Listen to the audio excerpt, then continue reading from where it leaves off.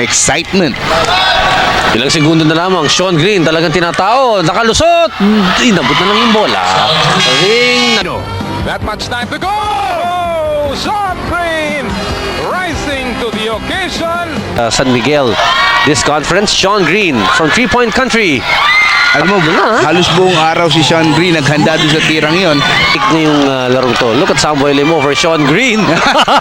Oh, Sean Green, of course, a very good shot blocker. At si Samboy, lahat ng pick ginawa na niya nun, pero wala talagang tumalab. Gawa yan laban sa San Miguel.